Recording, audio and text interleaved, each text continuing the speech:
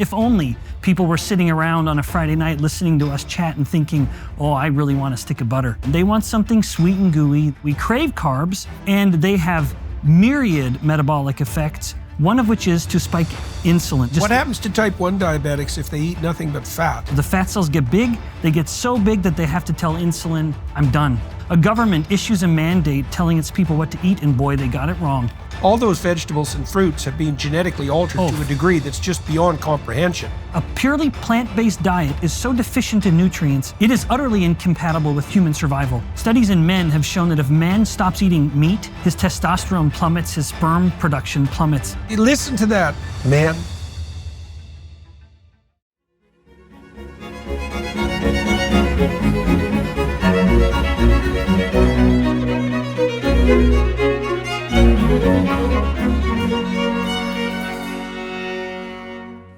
Hello, everybody. The first thing I think I'll tell you is that I'm on tour again from February through June, throughout the United States, in Canada, and in Europe. And if you want more information about that, go to jordanbpeterson.com and check it out so that you can come and see me and my wife, and if you're inclined to do that. I'm talking today to Dr. Benjamin Bikman, who's a professor of cell biology at Brigham Young University and a lecturer at Peterson Academy. He's done 3 courses for us. And we're talking today primarily because I'm interested in, and not me only, obviously, in the rise of the Make America Healthy Again movement. And I've been talking to the people who are integrally involved in that movement and trying to determine, strategize about the direction. And that's a very complicated thing to do.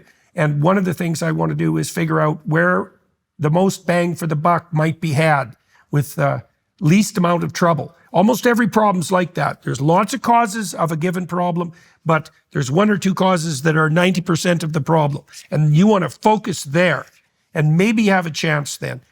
And so I talked to Dr. Bikman today about insulin resistance. And really, to put that in more simple terms, excess carbohydrate intake. And that's the carbohydrates that are rapidly transmuted metabolically into sugar. And that's pretty much all carbohydrates, by the way. And the fundamental problem with America's health is an abundance of carbohydrates. And so we discussed insulin resistance, which is a metabolic condition that arises as a consequence of too much carbohydrate intake. And then we discussed the multiplicity of cascading catastrophic health effects that produces.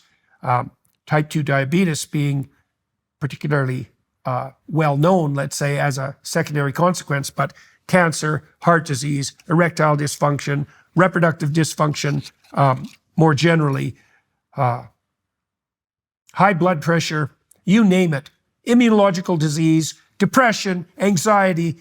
There's almost no serious medical condition that's widespread that can't be traced to excessive carbohydrate intake. And so obviously, it seems to me, that's where the focus should be. And so we walk through the biology, we walk through the practicalities, we walk through some hypotheses about how that problem might be redressed at the government level, but also at the level of individual behavior.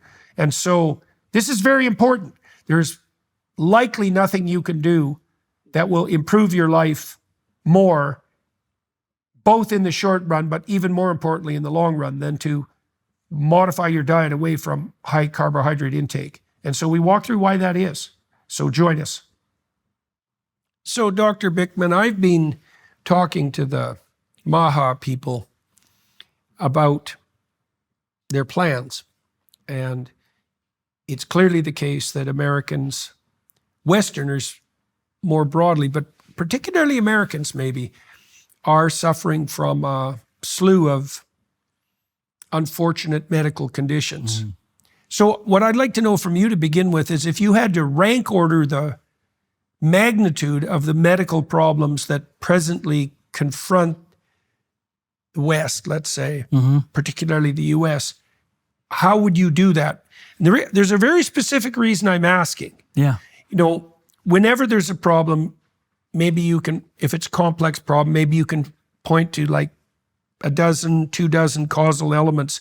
But if you focus, you'll find that 3 of those are the major contributors. And you could spend an immense amount of time on all 24, or you could focus like hell, maybe on the worst problem, and gain 50% of the ground. If you spread your forces out across the entire panoply of problems, you're not going to get anywhere. Like, if there are 24 stakeholders in the system that are making America sick, and you take on all 24, all you're going to do is fight endless battles. So I'm curious, if you had to zero in, to where you'd get the most bang for the buck, when you look at the health of America, what do you see as the major impediments, the major problems? If you look at the top 10 killers, you can actually thematically lump them all into what I call the cardiometabolic crisis, where that encompasses the problems that are overtly metabolic, like type 2 diabetes, which is a top 10 killer. I think it comes in around number 6 or 7, but also number 1, which is heart disease. And now there are others in the top 10, like Alzheimer's disease, for example, that you wouldn't think. You'd say, okay, well, Ben's not including Alzheimer's disease in these cardiometabolic killers, and yet I actually am. Even certain forms of cancers are viewed increasingly as a metabolic problem. So it might be that I'm the guy with the hammer, and so I see the nail, but the nail is poor metabolic health. And that's certainly the focus of my efforts. But I like how you framed the question. As much as metabolic health is an underlying issue or a common soil from which all of these noxious plants are growing that we call diabetes, heart disease, Alzheimer's disease, COPD, chronic obstructive pulmonary problems. The alternative view isn't that these are each distinct problems. It's just that they're various manifestations of the same problem, namely insulin resistance being the most common disorder. Within the United States, a study published out of University of North Carolina a number of years ago found that 88% of adults have at least one part of what we call the metabolic syndrome, which is a kind of cluster of complications. Interestingly and tellingly, what we call the metabolic syndrome used to be called the insulin resistance syndrome. And as much as you framed it from a Western view, just to help people appreciate this, we're maybe around in the US, number 20 or so with type 2 diabetes worldwide. The Middle East, they're experiencing these problems far worse than we are. Even Southeast Asia, these countries where you'd look at the population and think, well, you look healthy, you're only maybe a little overweight. But there are ethnic differences where body fat, which is so important to this, will predispose people to these metabolic problems at varying levels. But to answer the question succinctly, the problem is a cardiometabolic crisis, and at the heart of this is this very poorly understood, poorly known, poorly discussed problem called insulin resistance. Okay. So lay out the relationship between insulin resistance and obesity. That's a great question.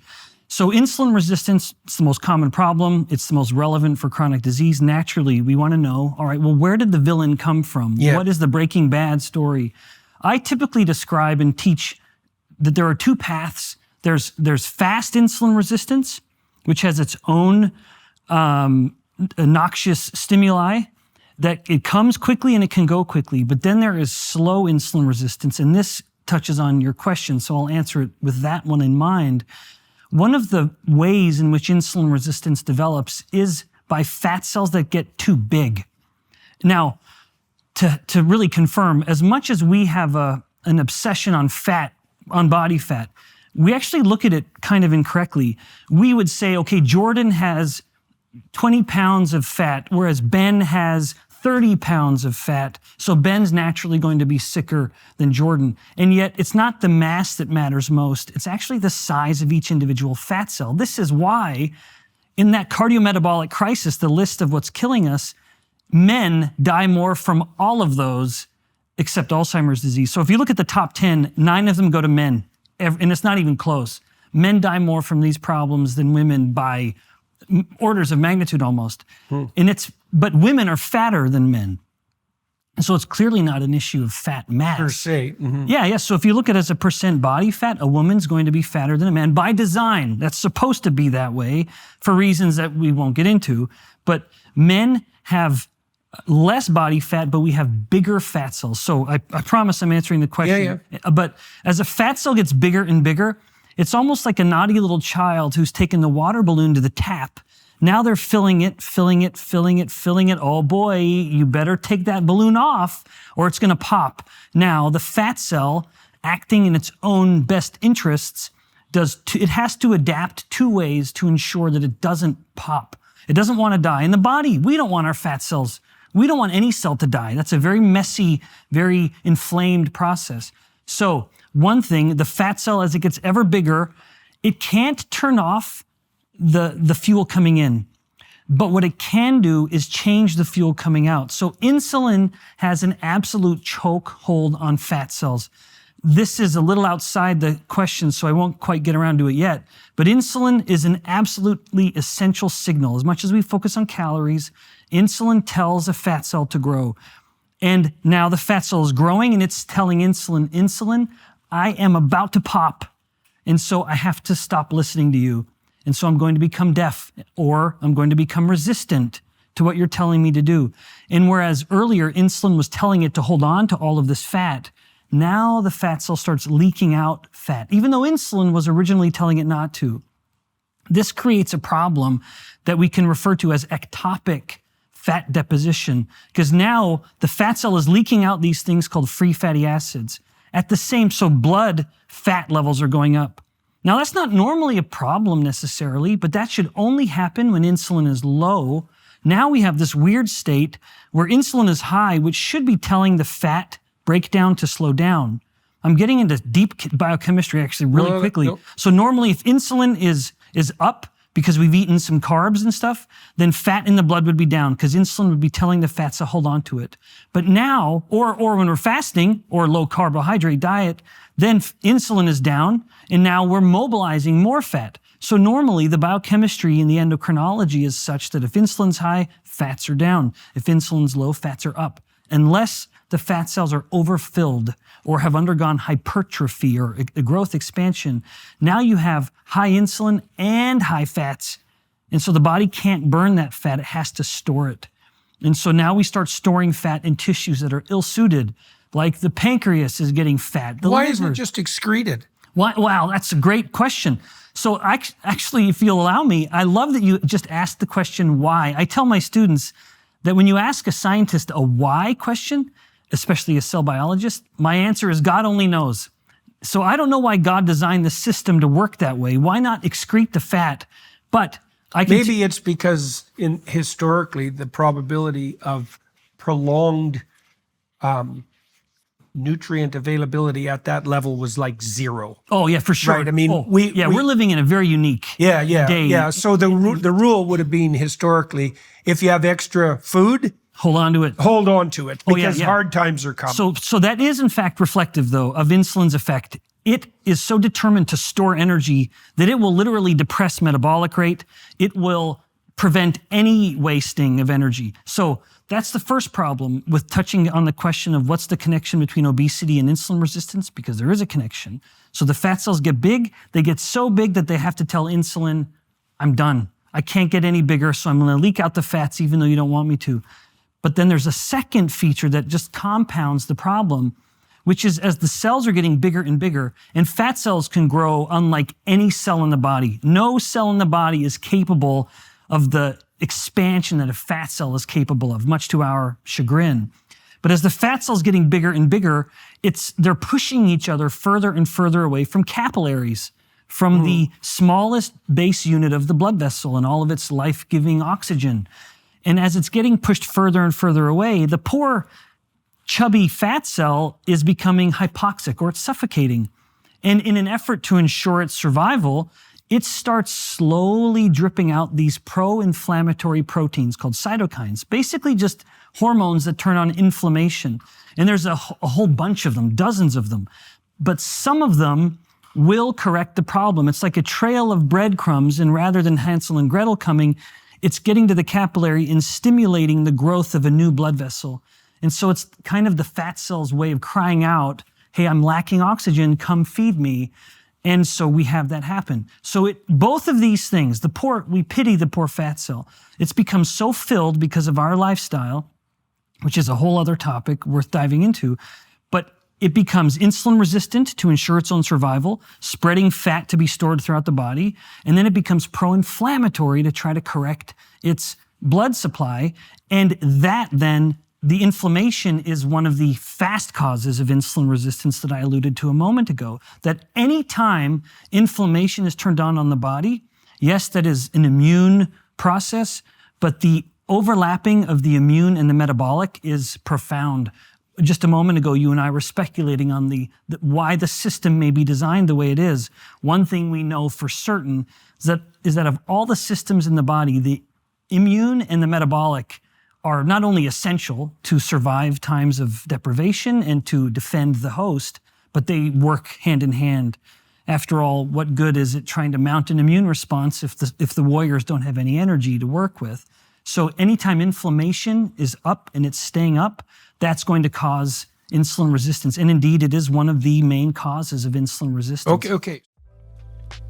Are you ready for a fresh start after the holiday indulgence? Make 2025 your healthiest year yet with Balance of Nature. Those Christmas cookies and holiday feasts were great, but now your body's craving something different. That's where Balance of Nature comes in, the perfect way to reset your health this new year. Getting your daily fruits and vegetables has never been easier. Balance of Nature takes fresh produce, freeze dries it to preserve nutrients, and delivers it in a convenient capsule you can take anywhere. No additives, no fillers, no synthetics or added sugar, just pure fruits and vegetables in every capsule. It's that simple. Are you ready to transform your health in 2025? For a limited time, use promo code Jordan to get 35% off your first order, plus receive a free fiber and spice supplement. Head over to balanceofnature.com and use promo code Jordan for 35% off your first order as a preferred customer, plus get a free bottle of fiber and spice. That's balanceofnature.com, promo code Jordan for 35% off. Balance of Nature, promo code Jordan for 35% off your first preferred order, plus a free bottle of fiber and spice.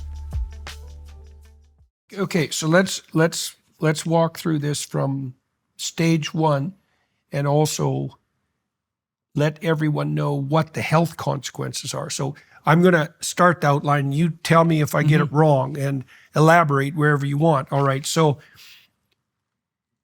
we have access to an endless array of carbohydrates, and they're very easily converted into sugar. Well, yes. So we have access to sugar of various forms and to carbohydrates in absolute plenitude. Yes. Right. And so that's easily converted. That's very high energy source, very dense energy source, and it's easily converted to fat. And so that's what happens. And the reason that happens is because we're evolved for lean times and we store excess energy like a grizzly bear or a camel. Yep. And we do that so we don't starve to death in the winter. And thank goodness for it. Right. And you see this, I guess some of the proof of that is that islanders who tend to be evolved to get through lean times, they're very, very efficient in their metabolism. If they go on a North American high carb diet, they just balloon. Oh, yes. Yeah. Okay. So now, too many carbohydrates and sugars, too much fat. Now, the consequence of the fat is manifold. One of the consequences is, or you alluded to two. One is that insulin resistance increases, and the other is that inflammation increases. Yeah. Okay, so I think what we should do first is we should outline the role of insulin in bodily metabolism. Yes. Okay, so why don't you do that, and then tell everybody why insulin resistance is bad.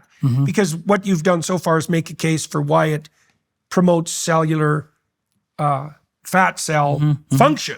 Yeah. But it also has catastrophic effects systemically. Okay, so talk about what insulin does, and then talk about what insulin resistance does. Okay, because just so everyone's clear, what we're trying to do here is we're trying to zero in on the most egregious of the multitude of health problems that might plague us. And we're making a case for insulin resistance as perhaps the worst. It contributes to all sorts of diseases, but it's also highly associated with obesity, which has a variety of health problems as well. Okay, so let's focus on insulin to begin with. Tell people what insulin does and then what insulin resistance does. Yeah, brilliant.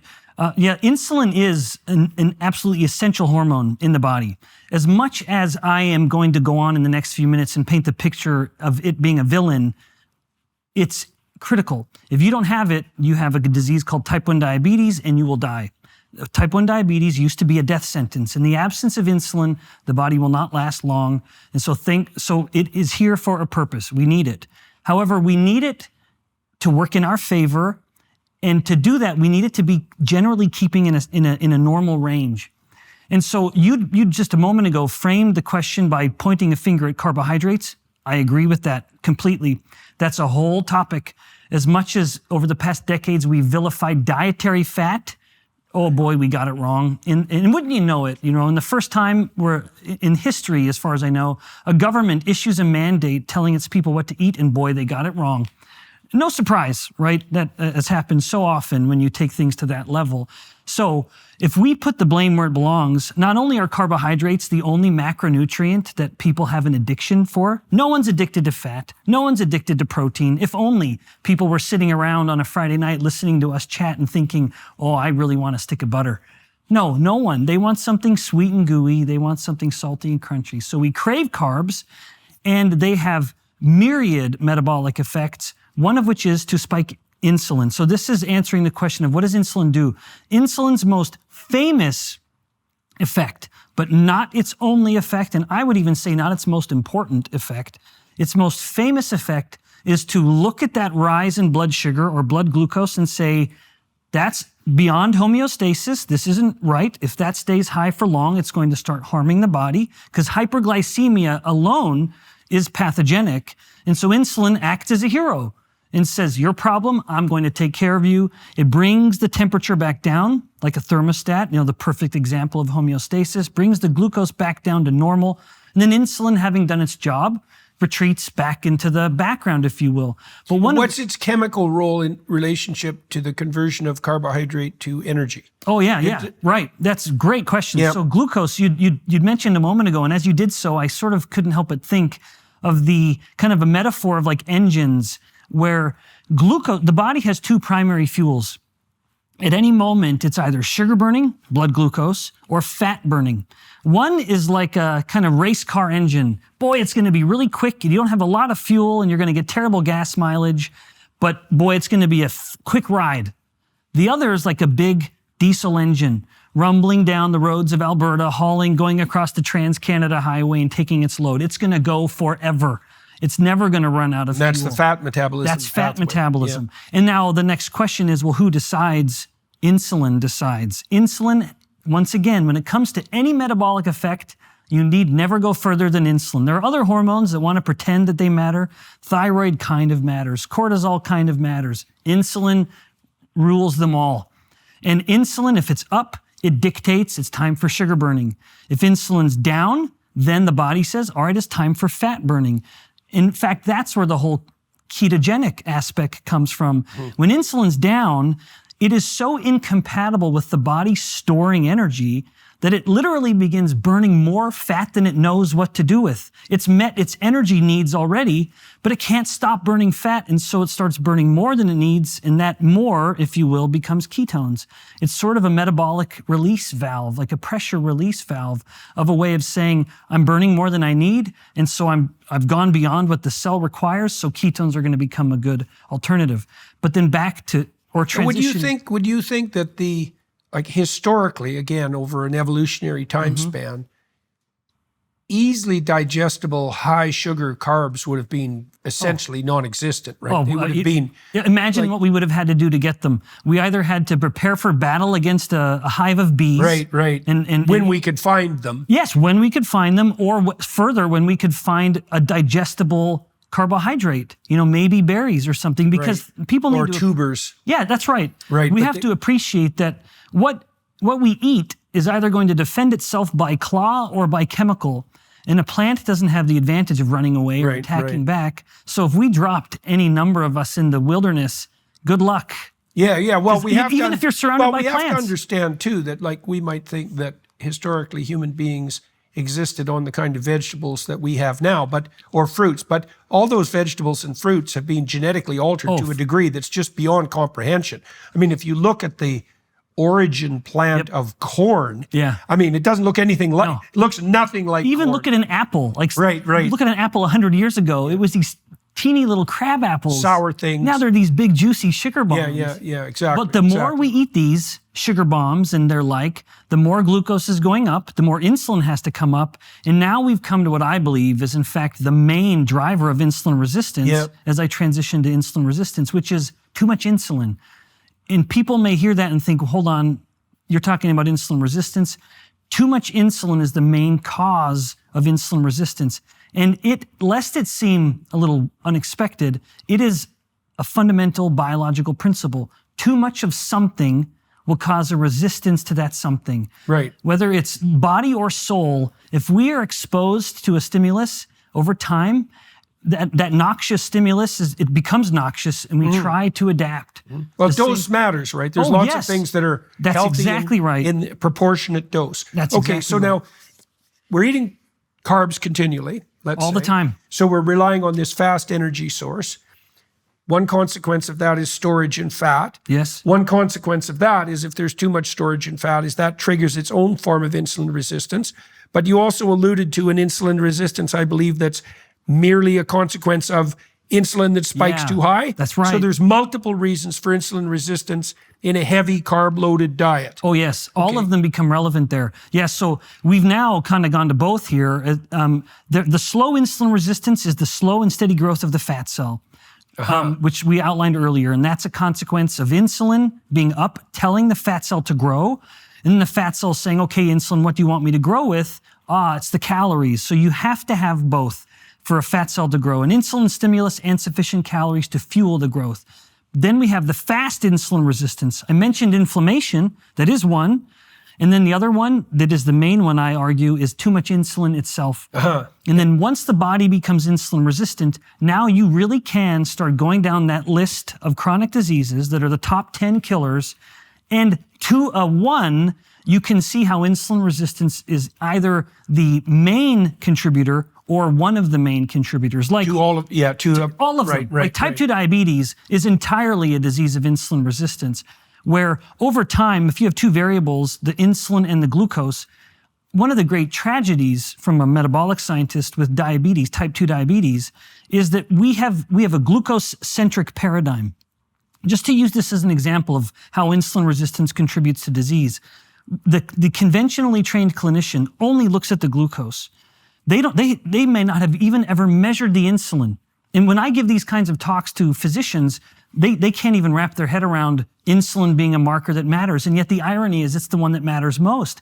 Because over the life of the person with type 2 diabetes, their insulin has been going higher and higher and higher. But the glucose is staying normal. Blood glucose. Blood glucose. And so when they come in for their annual checkup, the physician just says, well, glucose is normal, so you're good. But you have high blood pressure. Well, guess what the leading cause of high blood pressure is? Insulin resistance. Or they may say, you have fatty liver disease. Right. Guess what the leading cause of fatty liver disease is? You have early signs of cognitive decline or dementia.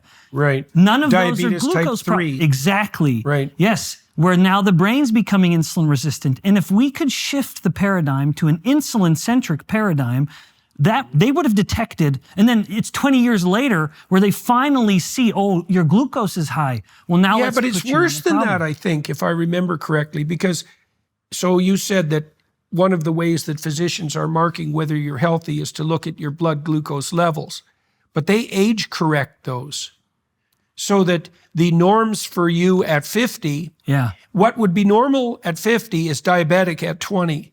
But that makes no sense, because if your blood sugar levels are as high at 50 as they would have been in 20 if you would have been diagnosed diabetic, it's just as bad for you at 50. Oh, in fact, it's so it's an insane correction. Insane. In fact, it's even more pernicious. If you look over time at what the diabetic cutoff used to be, over the past 70 or so years since that became a marker, so that's been gerrymandered as well. It's been slowly coming down. And you would say, well, why bring it down? It's because the easier it is for people to stumble over, the easier it is to diagnose, and then the easier it is to say, I need to give you a drug.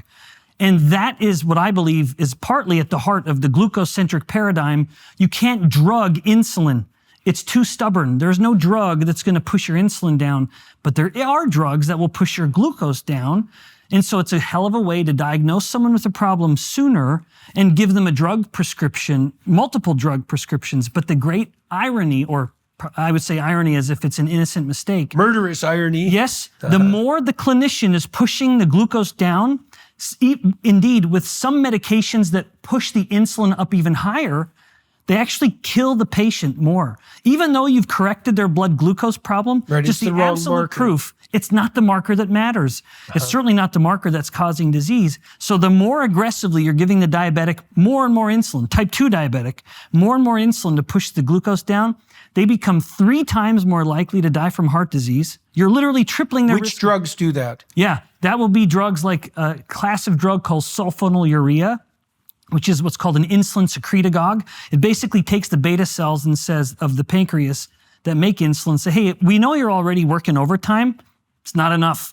We need to put you in the gulag. You got to work double shifts, and we've bumped up. So it drives the insulin levels up. That drives the sugar levels down. Yeah, so again. But it increases insulin resistance across time. That's exactly right. So they get fatter and they die faster. Cancer risk doubles. Alzheimer's risk doubles. It's because those aren't How common are diseases. those drugs?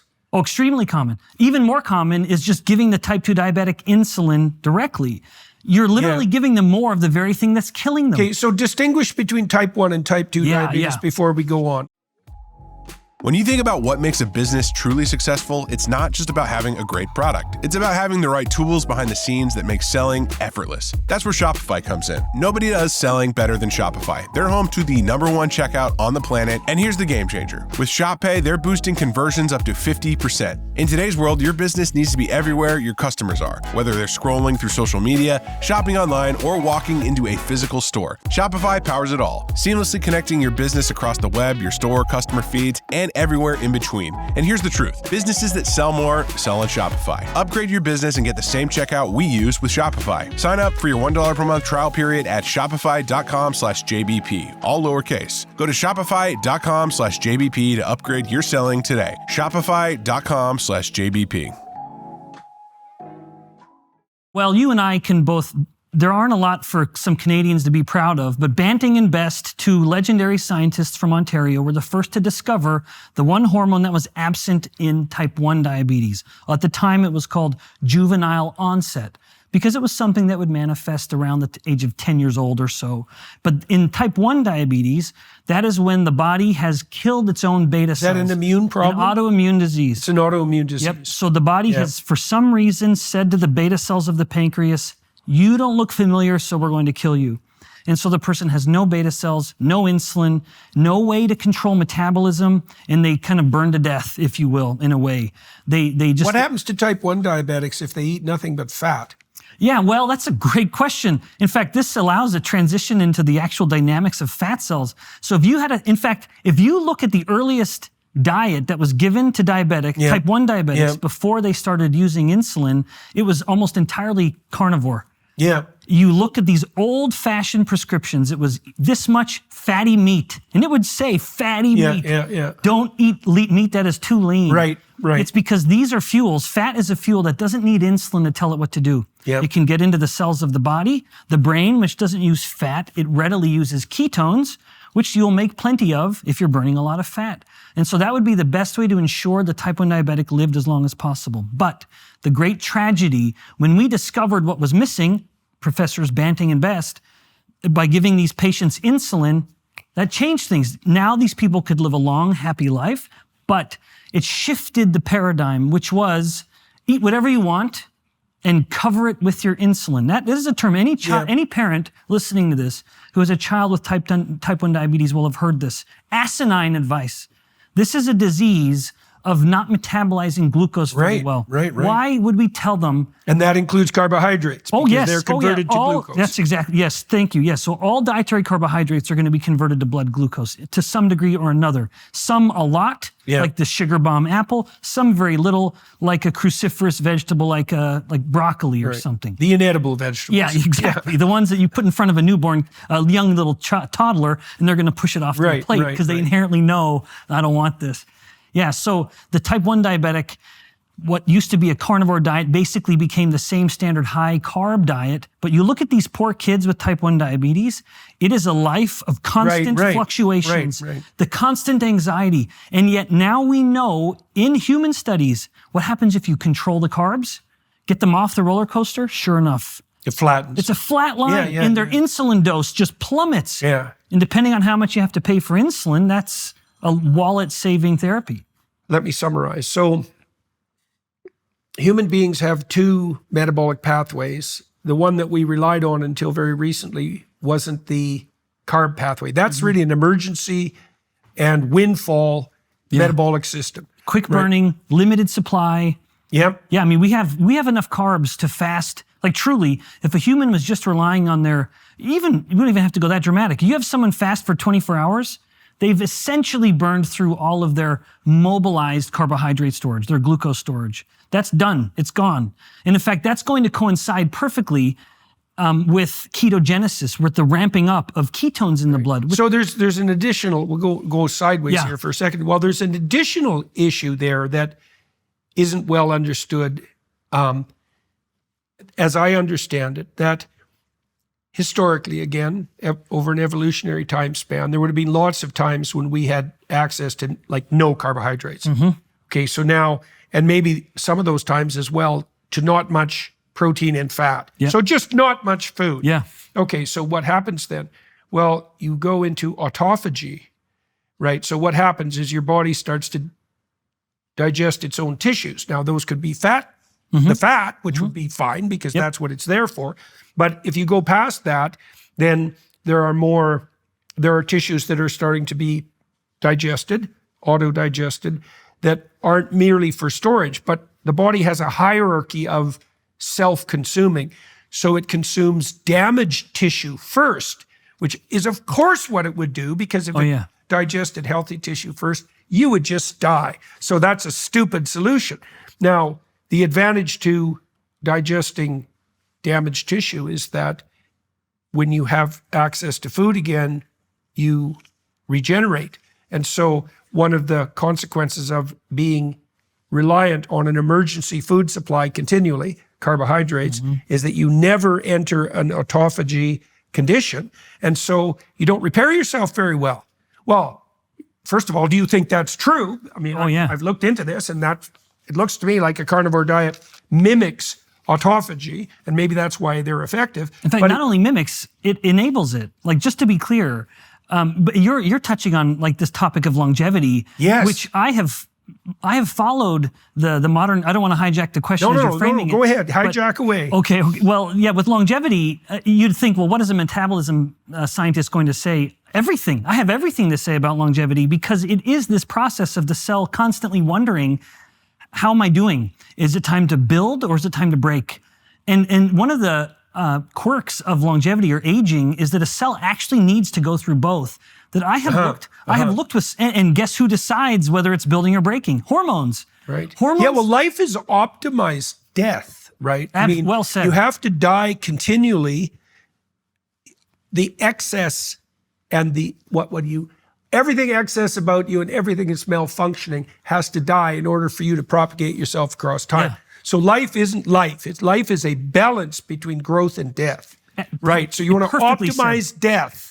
And you optimize death with autophagy, as far as I can tell. And the carbohydrate diet or a carnivore diet optimizes that, or can optimize it. Okay. So it takes you out of this emergency food supply that makes you fat. I want to ask you about insulin resistance now. Now, your insulin levels are chronically too high because you're eating too many carbohydrates. And tell me the mechanism for insulin resistance, and then tell me about its cascading effects so that we can understand the relationship between insulin resistance and diabetes and Alzheimer's disease and obesity and heart disease and cancer and pretty much everything. Is aging, for that matter. Blindness, diabetic, neuropathy, et cetera, et cetera. So let's walk through that. You eat too many carbohydrates, your insulin levels are chronically high.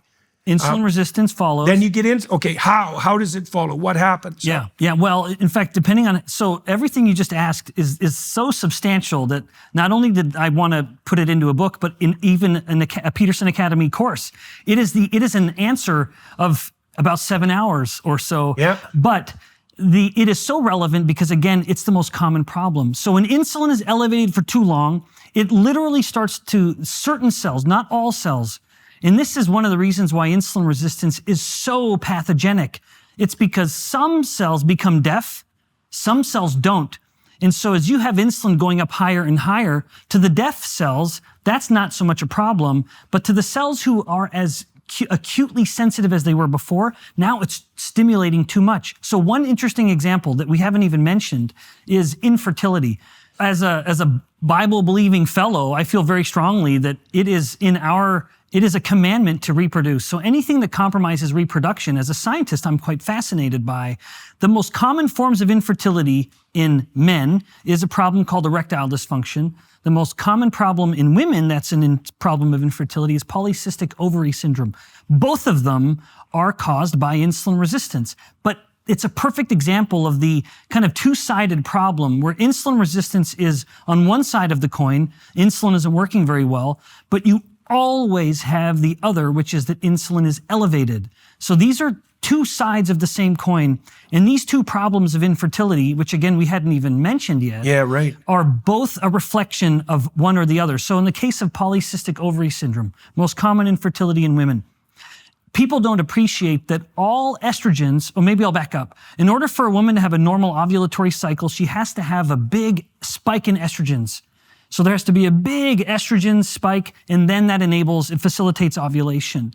If she doesn't have this big spike in estrogens, the eggs in her ovaries are able to grow, but one never becomes the dominant and actually ovulates. And if one doesn't ovulate, all of those eggs stick around, so then they become cysts. That is the heart of the problem here. Well, it's the manifestation of the problem. Most people don't appreciate that all estrogens were once testosterone. That in men and women, all of the estrogens circulating through the body, and in the women critical to ovulation, have to be converted from testosterone. Well, there is an enzyme called aromatase, and her ovaries have a lot of aromatase, whereas the testes in her male counterpart have relatively little aromatase. He's still converting some of his testosterone to estrogens, but not as much. She's doing it a lot more. Insulin inhibits aromatase. So in her body, her ovaries, which maintain an exquisite insulin sensitivity, are looking at all of this insulin and responding, saying, okay, insulin, among the many things you're telling me to do, you're inhibiting the aromatase, which means I have all this testosterone and I can't convert it to estrogens. So not only will she not have the estrogen spike, thereby not ovulating, but she will also have too much testosterone, giving her some of the other symptoms of PCOS, like male pattern baldness or more hair on her body, and acne and other problems. Have people been using low-carb diets to treat infertility? Yes, there are case reports published. The most common medication that is given to a woman with PCOS, even if the physician doesn't know to test for insulin resistance, they give a prescription for a drug called metformin, which is the most widely used insulin sensitizing drug. And it will help, although it's not solving the problem, it's just sort of masking it.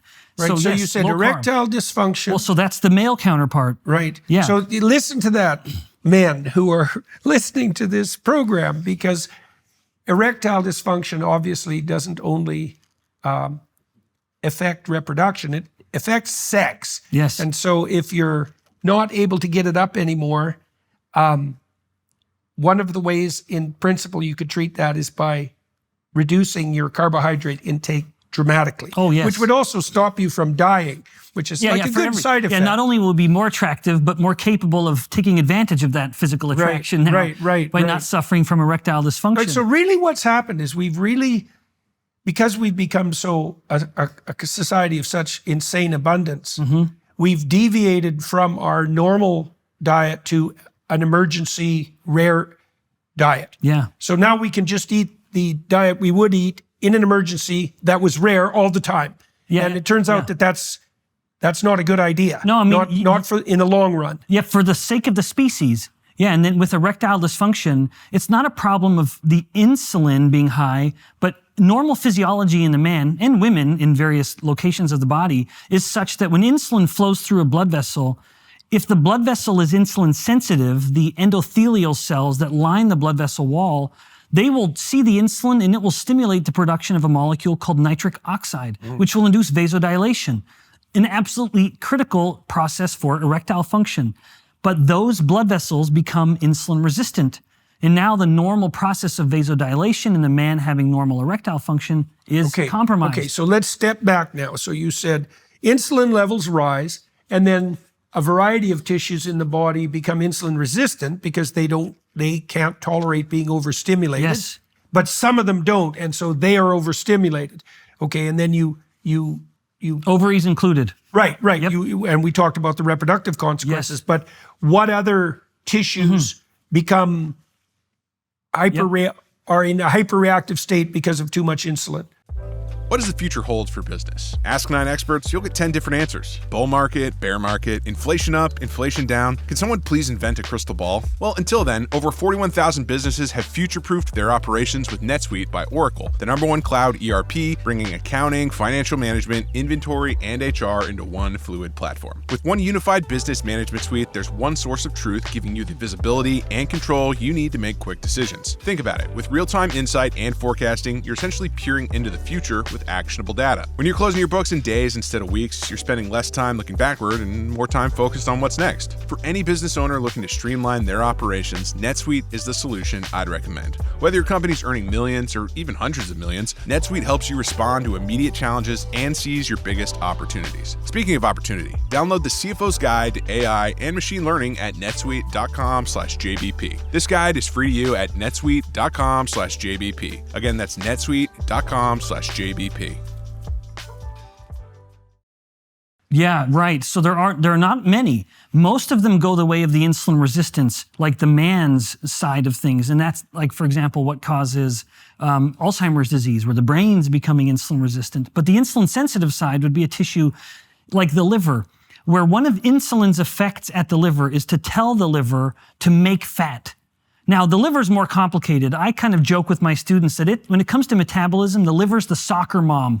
It is sort of giving. It knows what to do with everything. You have a problem, the liver can solve it. It is the ultimate handler. It is the nexus of all nutrient metabolism, whether it's lactate or ketones or fats or glucose or proteins, amino acids. The liver handles all of them. It is the soccer mom. It does everything. And when it comes to insulin, one of the many responses to insulin is to tell the liver to make fat. That effect is as insulin sensitive as ever. And so now in the high insulin resistant body, the liver is seeing all of that insulin, and one of its effects is to tell the liver to make more fat. Thus, is that when you get fatty liver? Then you have the most common liver problem. We also now are seeing signs of fatty liver in children. Oh, yeah. Which is historically unprecedented. Not only alcohol does that. Alcohol does. Right. But too much fructose, another pointing the finger like in high fructose corn syrup, you mean that kind of fructose, which is subsidized to a degree that's absolutely stunning, and which is in virtually every processed food. Yes. So so much of what I rage against when it comes to the government getting involved is it's subsidizing the most problematic things like high fructose corn syrup. But even if you and I were drinking orange juice right now, that's a straight shot of glucose, or apple juice. If we were meant to drink that fructose, then we wouldn't even have to eat it with the apple. You think you and I could drink 4 apples worth of fructose and not even think about it. Right. And yet we'd never want to sit there and eat 4 apples because the fiber and things would want to slow it down and we'd feel a little more full. And so we naturally wouldn't focus as much on it. But this environment that we live in, it's almost like we're eating for winter all the time. Yeah, because fall used to be the time of abundance. Right. It was fall when we would reap the harvest. It was fall when the plants would be kind of coming into season. And boy, let's get ready. Yeah, let's lay on some fat, like a bear, because winter's coming. But and winter in the never north, comes that would be anymore. not good. Right. Yeah, winter never comes. Right. And so anyway, as we go from top to bottom, you can find insulin resistance, the brain, just to find point on it. The brain is one of the high metabolic rate organs in the body. Right now, we're having a stimulating conversation. It is entirely possible. I bet our brain is number 2 or probably number 2 highest metabolic rate at the moment because it's so hungry, it's so demanding. Even when we're sleeping, it's busy, so it needs to be fed constantly. The brain doesn't burn fat for energy for reasons that we don't really understand, actually. The brain is its own hybrid, though, burning glucose, blood sugar, or ketones. Yep. Now, there is, in fact, a man whom I love and admire is a scientist in Northern Ontario. And it's Stephen Cunnane. He presented this idea of a shore-based evolution, suggesting that the reasons humans departed, in part, we are the only land-based mammal born obese. Fuller pushed that theory too, by the way. Really? Yeah. Well, it accounts for lots of things like female fat distribution, kind of webbed hands and feet, our ability to swim, hairlessness. Omega-3, the value of omega-3 fats, eating these kind of short. Well, where else would you live if you could? Not in the prairies of Alberta. No, on a warm beach where there were lots of shellfish. Absolutely. Obviously, that's pretty straightforward. It would be a good way to do it. So the brain has these 2 fuels, glucose and ketones. Ketones are utterly unregulated. If they're going up, in fact, one of the things I love disabusing my students of is the false idea that glucose is the preferred fuel for the brain. Yeah, right. Every sort of knuckle-dragging, mouth-breathing professor will just spout that off without actually knowing a thing about brain metabolism. Yeah. The reality is, if someone has glucose levels at 5 to 6 millimolar in a normal range, and they're fasted or on a ketogenic diet, even when their ketones get to 1 or 2 millimolar, so over here, the brain has already shifted so that up to 60+% of its energy is coming from the ketone. So don't when it tell has me, a choice, it'll pick ketones. Indeed, and when the moment ketones come relevant. online, the brain switches. Even if there's still way more glucose than ketones, don't tell me this is the preferred fuel, when this one, even at a fraction of the level, is already the dominant source. Right. So the brain... That's so cool. We've been talking to this, my daughter in particular, this guy here in Arizona, who runs an old folks home, and he's been, so it's like a palliative care old folks home, and he's been putting his charges on a ketogenic diet, and people are leaving his home. Yeah, it is one of the great sort of swept under the rug. Right. So do you know, like, if you have someone who's suffering, especially from early stage Alzheimer's, which we've discussed as type 3 diabetes already, if you switch them to a ketone diet, have there been studies done already showing what the consequences of that, the short-term consequences for cognitive function? Because that'd be the fastest way to test whether that was helpful. Yeah, so as a clinician, you'll appreciate this. But as a biomedical scientist, I sort of am just by the lack of other studies, but the number of case reports that are being published just keeps climbing, that the brain, as it becomes insulin resistant and it can't get as much glucose, it's like the rhyme of the ancient mariner. It's this sort of metabolic, this version of it where even if the body's hyperglycemic, if the brain is insulin resistant, it's basically, crying out, glucose everywhere, nor not a drop to drink. Right. It can't use that glucose because it's insulin resistant and it needs insulin to help open the doors to get the glucose in. But the ketones are unregulated. So to the case reports, yes, there are documented peer-reviewed instances where you can take a patient whose cognition is so compromised, they can't tie their shoelaces or they can't draw out the face of an analog clock. You'll give them a piece of paper and a pen, draw out the clock, 1, 2, 3, and so on. Put them into ketosis, have them do those tests again. They can tie their shoes. They can draw the face. That quickly. It's still within hours. Jesus. Within hours. I wonder if anybody's tried that with 45-year-olds for fluid IQ tests. Because that'd be a quick test, right? You take the same people. I should talk to Michaela about that because we could do that study really quick. Take 50-year-old people. Take obese 50-year-old people. Now you're talking. Do a fluid IQ test. Put them in ketosis, which would take like 48 hours. Yes. Yeah, about that. Or nowadays you can drink ketones, for goodness sakes. They've become so obviously beneficial. My university just won the cross-country national championship. So how fast could you put someone into ketosis? Within an hour, depending on what you're drinking. So you could bring them in for one day. You could give them fluid IQ test, put them into ketosis, and give the test again. Yeah, you could even do it sort of placebo. Right. One day after another, you're drinking something, then you're drinking ketones. You want to do that? Let's do it. That's the beauty of basic science. We could fund that. Well, the brain thrives on ketones. My own lab, we've published reports documenting how when a person's in ketosis, we actually had people, and we were pulling fat biopsies from their belly, little pieces of fat, taking it to my lab and testing the metabolic rate. The metabolic rate went up 3 times. As soon as they're in ketosis. As soon as they're in ketosis, the fat tissue just starts, it basically signals when ketones are up, insulin's down, it's sort of party time with metabolism. It's let's just get moving stuff. Metabolic rate goes up, autophagy turns on, things. That quickly? Oh, yeah. Okay, so how would you put someone in a state of ketosis with a drink? Yeah, so how do you do that? There are multiple different, now ketones have become so obviously beneficial. It increases metabolic rate. It helps people physically perform better. Race car drivers take it. Tour de France athletes take it. Cross-country athletes take it. It's a viable fuel. So as ketones have become more and more accepted for all their benefits, there's been a bit of a race to say, all right, well, how can we do this best? And there are multiple different versions, from the lesser effective but much cheaper things called ketone salts. Then you go through the ketone esters, and then you get the bioidentical ketones. And they're all of kind of varying efficacy. As they get more effective, the price goes up. But I'll say, having seen my beloved Baba, my grandma up in Alberta, die from Alzheimer's disease, it is so terrifying that one of the reasons I adhere to my own low carbohydrate diet is because I want to keep my brain as healthy as possible. Yeah. The fact that I stay lean and healthy, well, that's just a plus. Even my fear of cancer. Cancer cells don't use ketones, they use glucose. And so all the more reason to keep my glucose in check. And so with regards to that specifically, so are there studies indicating a decrease in the rate of cancer propagation on zero-carb diets? Yeah. And are they case studies? So that's a really good question. And I'm going to respect how you framed it, which is, can you prevent the cancer? There's no paper on that. What there are papers on is looking at untreatable, particularly brain tumors. This is where most of the research is at the moment. At Boston University, they are absolutely leading the charge on this.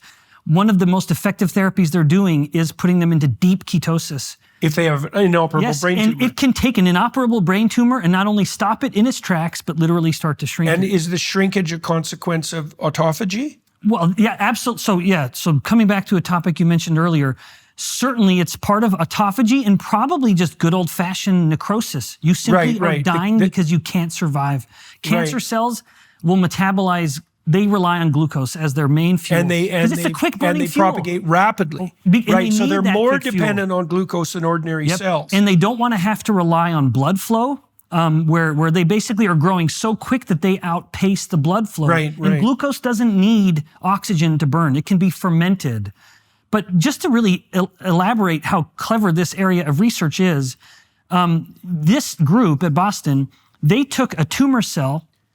And the whole theory of cancer is that it's genes, it's from your nucleus. It's a nuclear genetic disease. And yet they took the nucleus from a tumor cell and put it into a healthy cell, and the cell was totally normal. It didn't do anything. They literally transplanted the genetics. Now, what they also did was take the mitochondria, the powerhouse of the cell. That's where you're burning the ketones and the fats. Then they put the mitochondria from the tumor cell into a healthy cell. It had cancer. It became a cancer cell. So they're changing the entire paradigm of cancer, saying that it's not a genetic So are the cells adapted to glucose metabolism? Cancer cells adapted to glucose metabolism? And if you force them to rely on something other than glucose, they die. It's incompatible with their rate of growth, and they can't sustain it. So ketones are at the front. I've also read that if you're undergoing radiation therapy, for example, or what's the chemical treatment? Chemotherapy. Yeah. More specifically, chemotherapy, that if you put yourself into ketosis, you have much less, you have much modified negative reaction to the chemotherapy. Yep. In fact, that much is less. The negative side effects. You think about chemotherapy, it really is a matter of the oncologist, the cancer physician saying, how much poison can I give you? So that enough of you survives, but I kill what we don't want, namely the cancer. So chemotherapy is is a miserable way to go. And I have my own strong thoughts on the very field of oncology and the use of chemotherapeutics. I think by and large, most of them are not worth trouble. Not worth the trouble. Right. You maybe will live another week, if anything, and you will have bankrupted your entire family doing so. But even back to the glioblastoma, the inoperable brain tumor area, part of what they've shown is that ketogenic diets can act as a kind of adjuvant therapy. Right. That the actual amount of dose of the chemotherapy required can be much lower. Is much, much lower. Right, because you're already compromising the tissue. You're already killing them. Right. Now you're just pushing them over the edge. I mean, this is why I beat this drum so loudly, that you look at, like, at the end of this conversation, one of my great hopes is that someone listening opens up their morning medicine cabinet and they take out their 2 medications for their diabetes. They take out their medication for their blood pressure. They take out their medication for their PCOS or their erectile dysfunction, thinking because there's different pills, these are different problems. Right. And yet if they start to institute just the simplest, albeit not easy, but the simplest lifestyle changes to start correcting the glucose, correcting the insulin, they'll find, much to their delight, that those medications can just stay in the medicine cabinet. Right. They're correcting their problem one at a time. Are you tired of being held back by one-size-fits-all healthcare? Of having your concerns dismissed or being denied that comprehensive lab work you need to truly understand your health? I want to tell you about Merrick Health, the premier health optimization platform that's revolutionizing how we approach wellness and longevity. What sets Merrick apart isn't just their cutting-edge diagnostic labs or concierge health coaching, it's their commitment to treating you as an individual. Their expert clinical team stays at the forefront of medical research, creates personalized, evidence-based protocols that evolve with you. Unlike other services that rely on cookie-cutter solutions, Merrick Health goes the extra mile. They consider your unique lifestyle, blood work, and goals to craft recommendations that actually work for you, whether that's through lifestyle modifications, supplementation, or prescription treatments. And with a remarkable 4.9 out of 5 rating on Trustpilot, you know you're in great hands. The best part is you can get 10% off your order today. Just head to merrickhealth.com and use code Peterson at checkout. That's merrickhealth.com, code Peterson for 10% off. Stop guessing and start optimizing your health today with Merrick Health, because your best life starts with your best health. Okay, so let's go back to the beginning of the conversation and just summarize. So what we were attempting to do right off the bat with regards to the MAHA movement was to focus on the Pareto distribution, bang for the buck. It's right. Where's the biggest criminal? Let's stop that. And maybe we don't have to worry about anything else. And maybe we could stop one thing. And what would that be? Well, you talked about insulin resistance, and then we tied that to diet. That's high carb, high sugar diets cause insulin resistance. Well, then what does that cause? Well, causes insulin resistance, causes obesity, which also causes insulin resistance. And then insulin resistance has a cascade of effects. One of them, well, erectile dysfunction is one of them. Alzheimer's is one of them. Cancer is one of them. High blood pressure, heart disease. Right. These are very bad things. Oh yeah, the biggest of the bad. Right. So we're really at the root of the cause of the so-called multiplicity of negative consequences. Yeah, and you said root. In so much of, so conventional medicine is giving medications, which is trimming at the branches. Only to have them grow back. Well, let's just chop the damn tree down. And to do so, you've got to go right to the soil, which is lifestyle. So you said go to the root. There is a root problem, and no medication is going to address it. Right. Well, the medication is going to work if you keep consuming exactly what's causing the multitude of problems. And even if it addresses one of your symptoms, like erectile dysfunction pill, that doesn't mean it's going to address the fact that your diet is making you prone to Alzheimer's. That's right. Right. Okay. And it's only putting a Band-Aid on. Like any medication, when it comes to metabolic problems, no medication can solve the problem. It will just mask it, which is why something as reversible as type 2 one diabetes, dimension of it. One aspect. So something as easily reversible as type 2 diabetes, a disease of too much insulin, bring your insulin down, eat less carbs. The traditional view would be to say, and the clinician will say this, type 2 diabetes is irreversible. Because if you treat it with conventional means, it is. You will never get off those drugs. The dose will go up. You'll have more drugs, more and more drugs, because you're not actually solving the problem. Type 2 diabetes is absolutely reversible. It's just you have to respect that it's food. The food we eat is the culprit or the cure. Okay, so let's talk about lifestyle modification. Okay, so I want to talk about two things. I want to talk about government subsidy, let's say, and the food pyramid, the original food pyramid, and how it was developed, because there's a story that'll curl your hair.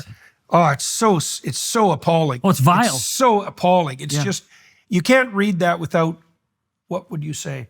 It's like a traumatic loss of naivety to believe that something that catastrophic could have been consciously perpetrated, yet it was. It was. It's unbelievable. It's unbelievable.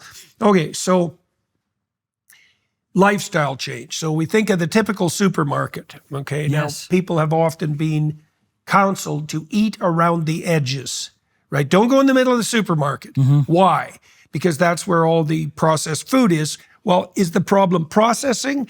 I don't think the problem is processing. The problem is all processed foods are emergency, hypercaloric, glucose-centric foods. Right, so they should be, they're there like when you come across a beehive. They're not to eat every day. So you go around the edges and you eat. Well, and you tell me if you disagree with any of this, because we want to make it simple for people, right? So you stay away from the processed foods because they're too high in concentrated carbohydrate and sugar. Yes. Fundamentally. Now, there may be other reasons to avoid them as well. The chemicals that are in them, the fact that they've been designed to be addictive, etc. Oh, yes. But to me, that's trivial compared to the fact that, no, mostly they're just the equivalent of sugar. Okay, now you graze around the edges. That means the kinds of vegetables you don't really like, right? Dairy, including butter, including yogurt, all of that. So that's food that people actually like. Not sweetened yogurt, no sugar. Stay away from the damn sugar. Meat. And that's about that, fundamentally. Right. And definitely don't drink soft drinks. No, it's absolutely. I mean, you don't want your food to come from, the less you are able to formulate a diet where your food isn't coming from bags and boxes with barcodes, the better off you're going to be. And the way you just described it, you've done it. To me, I mean, first and foremost, we have more in common with a wolf, digestively speaking, than we do our closest animal relative like chimpanzees or apes or any other primate. If you look at the digestive system chimps spend 8 hours a day chewing. They have to eat constantly because it is such a nutrient deficient diet. Their colon, their large intestine, is substantially bigger than the humans because they have to ferment so much. Moreover, and brain comparatively smaller. Very small brain, very big intestines. And that's the vegan evolutionary pathway, by the way. And you want to shrink your brain, remove animal-sourced foods from it, and you'll be like your other primate cousins and start to shrink your brain. But unfortunately, you don't have the colon to ferment as much as they do. Moreover, you're probably not prepared to eat your own feces, which is what they'll do to get vitamin B12. A purely plant-based diet is so deficient in nutrients, it is utterly incompatible with the human survival, let alone human reproduction. I consider it, in fact, I feel so strongly about this that I actually consider it to be quite devilish or overtly satanic, that I think of, if you'll allow me to invoke some scripture, we often talk about Christ's great commandments, love God, love your neighbor. And yet there was a commandment that preceded those, which was God's commandment to Adam and Eve, be fruitful, multiply and replenish the earth. That was the first commandment. And the older I'm getting, as both a man of religion and of science, I sort of use that commandment as my litmus test. If this is an ideology or a principle or a practice that is going to make it harder for people to reproduce, there's something fundamentally wrong with it. Then there's something wrong with it, and I must reject it. And so even when it comes to diet... reproductive capacity is species health across generations, right? It's the equivalent of health, except across generations. So obviously anything that's anti-reproduction in its essence is, there isn't anything more pathological whether you invoke God, whether the commandment to Adam and Eve, or whether you invoke evolution, whose great design is to just have an advantage to reproduce, you all come back to reproduction. See, one of the things I'm seeing on the MAHA side is that it's difficult to bring unity to the field of preventative medicine. I mean, many people are concentrating on the panoply of chemicals that are in like Fruit Loops. And fair enough. Fair enough. But for me, the problem with a Fruit Loop is that it's basically just a sugar lump. You and I are totally aligned on this. You have to manage your macros. All the other micro stuff yeah, that matters a little, but if your macronutrients aren't aligned, carbohydrates, proteins, fats, and I have rules for each of them, then all that other stuff is fluff. Yeah, it's noise, essentially. It's noise. Yeah, It'll move the needle a little, but not enough to do anything. Well, so, and then the thing is, if you're only able to fight one battle at a time, you better fight the right battle. That's right. And it seems to me, now, it's also the case that there's no recommended daily allowance for carbohydrates. Yeah, oddly enough. So, I know, that's very odd. So expand on what that means. Yeah, so it's odd for multiple reasons, including I consider it the most pathogenic because of everything we've been describing, but it's also the one that is utterly unessential. You appreciate this, but most people don't. Even within the United States, the Department of Agriculture years ago had a statement where it says something like, I'm going to loosely quote it, the lower limit of dietary carbohydrates is 0. Right. 0 is a low limit, man. Yeah, that's a pretty low number. That's for sure. And yet, that's the one you tell me to eat the most of, born from the food guide pyramid in its ill-fated ideology, or born from the modern obsession, sort of a pseudo-religious view that we can't kill anything, and what a naive view. Life is death. Everything that is alive benefits because something died before it, and we benefit from all of that stuff.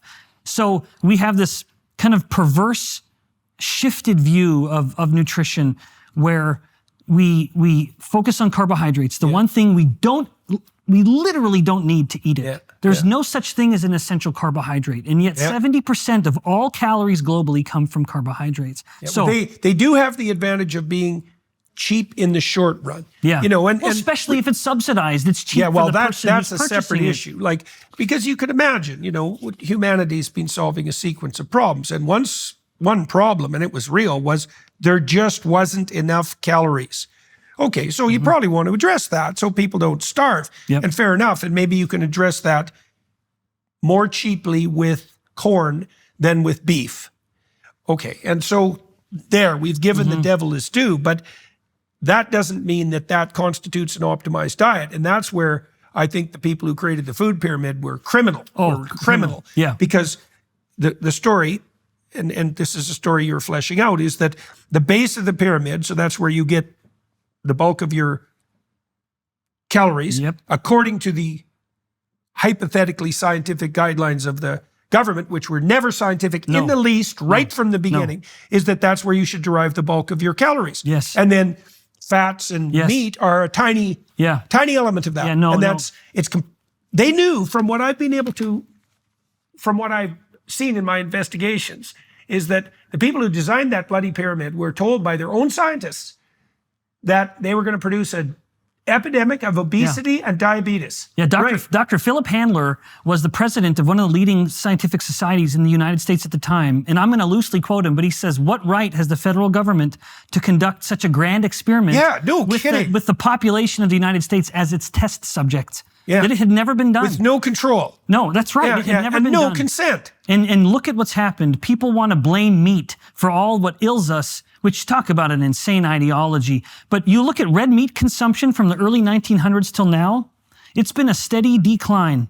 And yet what's happened to heart disease, even at the superficial 30,000-foot view, blaming meat for the ills of these diseases of civilization, these plagues of prosperity, it makes no sense. Well, now we've got the bloody greens who are doing the same thing. And, you know, the globalist utopian vision, this is the C40 vision. This is a consortium of municipalities all around the world, including many of the world's biggest cities. They want a 95% reduction in meat consumption. That's not all.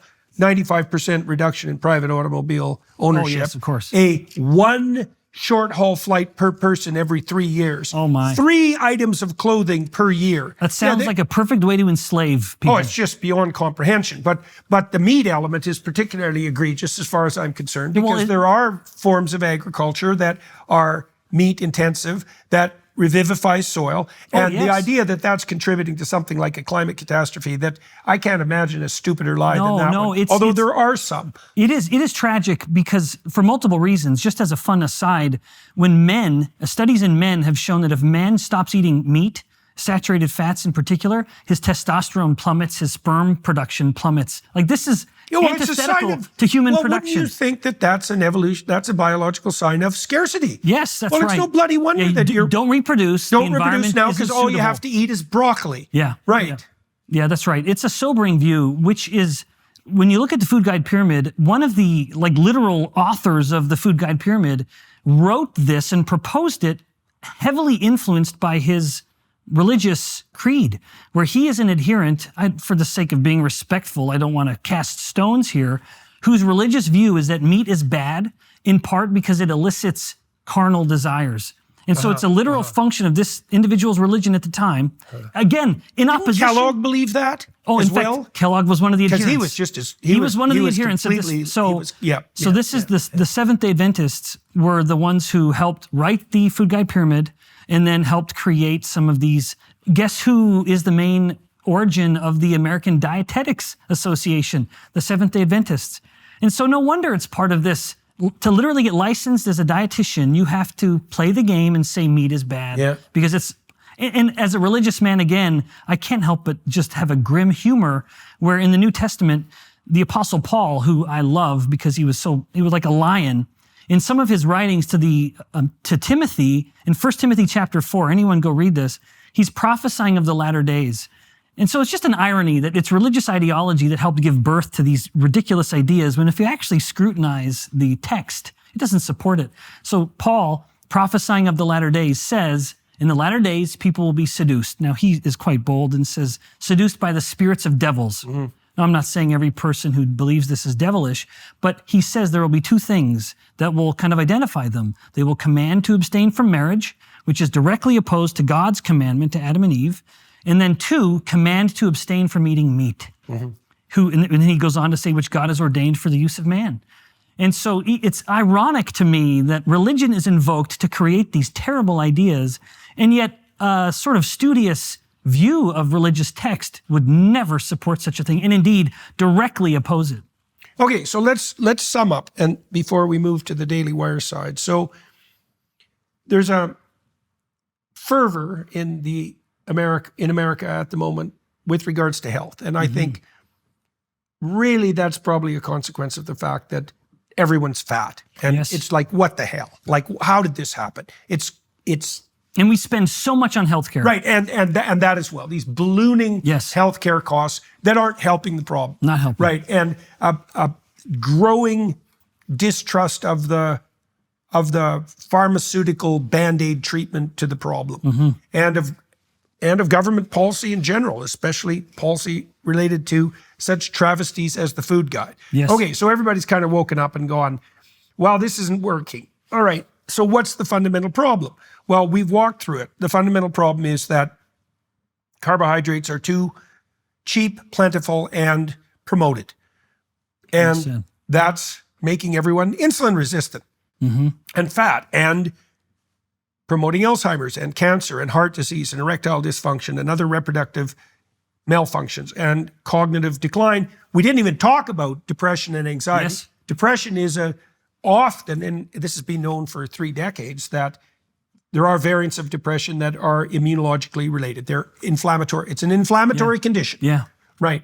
And so that's a huge problem, because depression per se is probably 75% of mental health problem, all things considered, right? Yeah. Elevated with case studies finding ketogenic diets are once again therapeutic. Yeah. Chris Palmer. You can look across, yes, exactly. You can look across a span of neurological disorders that seemingly are unrelated. Alzheimer's disease, epilepsy, migraines, depression, and yet all of them have been documented to have what's called a brain glucose hypometabolism, where in each of those instances, if you're actually measuring the degree to which these people are able to take in and metabolize glucose in the brain, it's significantly lower than their counterpart who isn't suffering from that neurological disorder.